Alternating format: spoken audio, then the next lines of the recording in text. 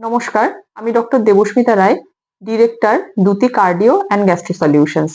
আজকে আমরা খুব ইন্টারেস্টিং এবং একটা খুব কমন টপিক নিয়ে আলোচনা করব, সেটা হচ্ছে জন্ডিস।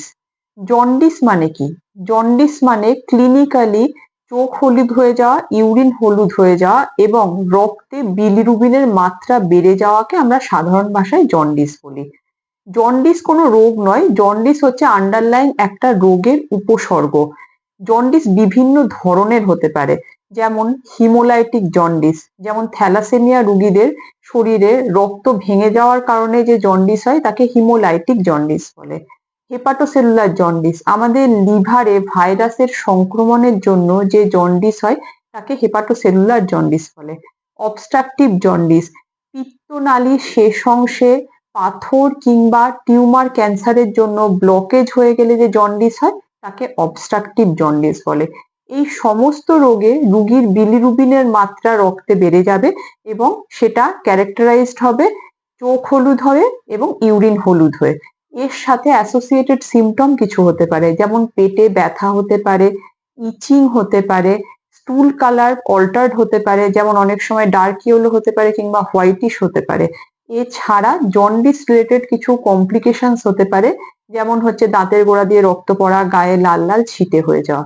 সুতরাং জন্ডিস সারানোর আগে আমাদের প্রকৃত কারণটা জানতে হবে, কেন রোগীর জন্ডিস হয়েছে। তার জন্য প্রয়োজন আমাদের প্রথমে এলএফটি পরীক্ষা।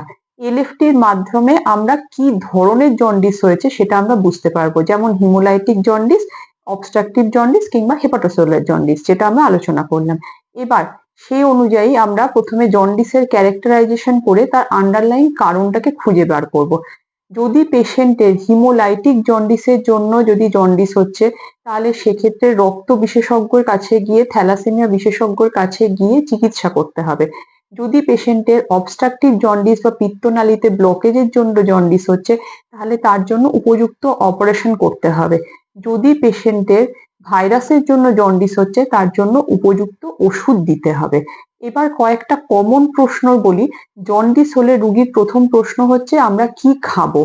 আমার প্রথম কথা হলো যে রোগী নর্মাল খাবে, হলুদ না দেওয়া সেদ্ধ সেদ্ধ খাবার খাওয়ার কোনো রকম প্রয়োজন নেই। বিশেষ করে ভাইরাল হেপাটাইটিস হলে বডি ইমিউনিটি প্রপার হওয়া খুব দরকার। সেক্ষেত্রে একমাত্র পুষ্টি শেষ কথা, যেটা বডি ইমিউনিটি গ্রো করতে পারে।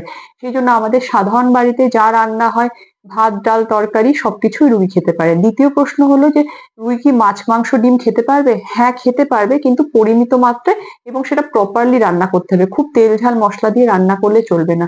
3 নম্বর প্রশ্ন রুগীর হয় যে আমরা কি স্নান করতে পারবো রুগীর? হ্যাঁ, নর্মাল যা স্নান করা, বেসিক হাইজিন যা মেনটেন করা, সেগুলো সবকিছুই করতে পারবে।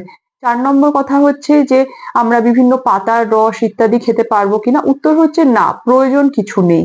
আপনার কারণটা ধরতে হবে এবং তার জন্য প্রপারলি যা ওষুধ দেওয়া সেইগুলো চিকিৎসা করতে হবে।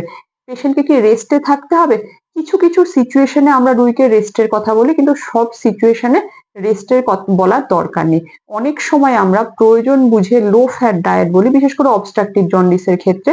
সেক্ষেত্রে তেল ঘি মাখন জাতীয় খাবার বন্ধ করতে হবে। সেই জন্য জন্ডিস হলে প্রথম কথা ডাক্তারের কাছে এসে কারণটা ধরতে হবে, উপযুক্ত চিকিৎসা নিতে হবে এবং তবেই জন্ডিস রোগটিকে নিরাময় করা সম্ভব। ভালো থাকুন, সুস্থ থাকুন।